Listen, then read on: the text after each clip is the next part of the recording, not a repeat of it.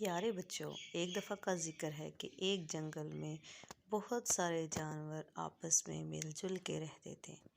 وہیں اسی جنگل میں ایک سفید رنگ کا اونٹ بھی رہتا تھا جو بہت مغرور تھا۔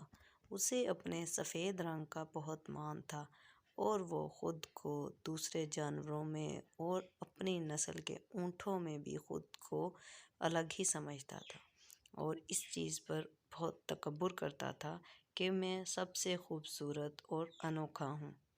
اسی لیے وہ کسی بھی جانور کے ساتھ گھلتا ملتا نہیں تھا، سب سے الگ الگ رہتا تھا اور کسی سے بات کرنا بھی پسند نہیں کرتا تھا۔ اگر غلطی سے کوئی اونٹ اس کے پاس آ ہی جاتا تو وہ اس کو مار کے وہاں سے بھگا دیتا۔ اپنے جھنڈ اور اپنے ساتھیوں میں بھی وہ اکیلا ہی رہتا۔ رات کو بھی وہ سب سے الگ ہی جگہ پر سوتا اور بیٹھتا اور کسی کے ساتھ مل کر نہیں بیٹھتا تھا۔ وہیں اسی جنگل میں ایک ہرن بھی رہتا تھا جو کہ بہت اچھا اور گھلنے ملنے والا تھا۔ وہ ہرن سب جانوروں کا دوست تھا اور سب سے بہت محبت کرتا تھا۔ وہ ہرن بہت تیز دوڑتا اور بعض اوقات تو وہ شیر کو بھی پیچھے چھوڑ دیتا تھا۔ اس ہرن کو سب کستوری ہرن کہتے تھے کیونکہ اس کے نافے سے بہت پیاری خوشبو آتی تھی۔ ایک دفعہ اونٹ اکیلا بیٹھا جگالی کر رہا تھا، اس کے منہ سے بہت زیادہ جھاگ نکل رہا تھا۔ اسی دوران وہاں ایک چوہے کا گزر ہوا۔ جب اس نے اونٹ کو اس طرح جگالی کرتے دیکھا تو اونٹ سے بولا کہ آج آپ صبح صبح برش کر رہے ہیں۔ اونٹ کو یہ بات بہت بری لگی اور اس نے چوہے سے کہا کہ میرے کان کے نزدیک آ کر بولو، مجھے تمہاری بات سنائی نہیں دی۔ یہ کہہ کر اونٹ نے کان زمین پر لگا دیا اور چوہا جیسے ہی اونٹ کے پاس آیا تو اونٹ نے فوراً سے چوہے کو دبوچ لیا اور چوہے کو زور سے زمین پر پٹخ دیا۔ چوہے کو اونٹ کی یہ بات بہت بری لگی اور چوہا وہاں سے چلا گیا اور اونٹ اس کو دیکھ کر باقاعدہ ہنستا رہا۔ چوہا وہاں سے سیدھا ہرن کے پاس پہنچا اور اسے بولا کہ ہرن بھائی، اونٹ تو زیادہ ہی مغرور ہو گیا ہے اور اپنے آپ کو بہت کچھ سمجھنے لگا ہے۔ میں چاہتا ہوں کہ آپ اس کے غرور کو توڑ دیں اور مجھے یقین ہے کہ آپ ایسا کر سکتے ہیں۔ تو ہرن نے کہا کہ اچھا، میں کچھ سوچتا ہوں، اب تم جاؤ۔ اسی طرح کافی دن گزر گئے تو کافی دنوں کے بعد اونٹ ایک ندی پر پانی پی رہا تھا۔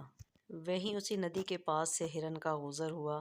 ہرن نے جب اونٹ کو ایسے پانی پیتے دیکھا تو ہرن بھی جا کے اس کے برابر پانی پینے لگا۔ اونٹ نے جب ہرن کو اپنے برابر پانی پیتے دیکھا تو اس کو بہت برا لگا۔ اس نے کہا کہ تمہاری اتنی مجال کہ تم میرے برابر کھڑے ہو کر پانی پیو۔ تو ہرن نے اونٹ سے کہا کہ اونٹ بھیا، اگر آپ ایک سفید اونٹ ہو تو میں بھی آپ سے کچھ کم نہیں ہوں۔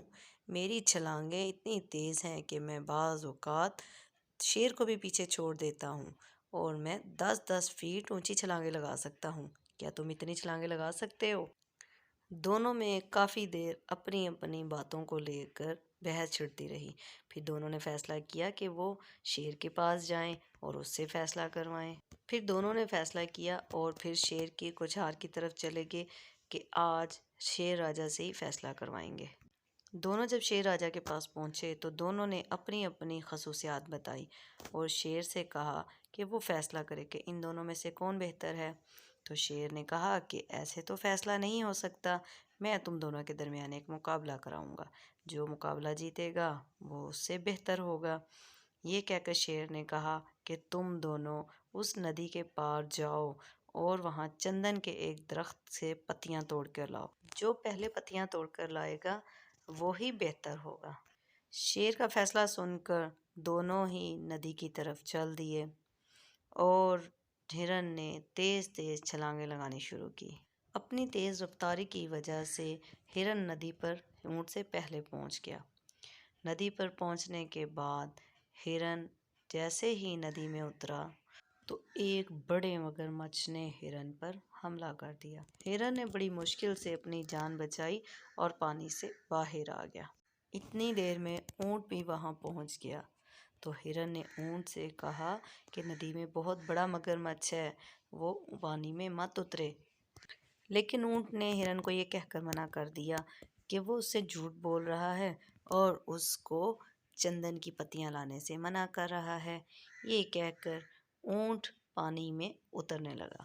لیکن جیسے ہی اونٹ پانی میں اترا، اسی مگرمچھ نے اونٹ پر حملہ کر دیا اور اس کے پاؤں کو مضبوطی سے پکڑ لیا اور پانی میں گرانے لگا۔ ہرن نے جب اونٹ کو اس طرح سے تڑپتے دیکھا تو بہت پریشان ہو گیا۔ ہرن اونٹ کی مدد کرنا چاہتا تھا۔ اس نے ادھر ادھر دیکھا تو اسے درخت پر بہت سارے بندروں کا ایک جھنڈ نظر آیا۔ ہرن بندروں کے پاس پہنچا اور ان سے کہا کہ وہ اس اونٹ کی مدد کریں۔ تو بندروں نے کہا کہ یہ اونٹ تو بہت مغرور ہے، یہ سب سے خود کو الگ سمجھتا ہے، تو ہم اس کی مدد کیسے کر سکتے ہیں؟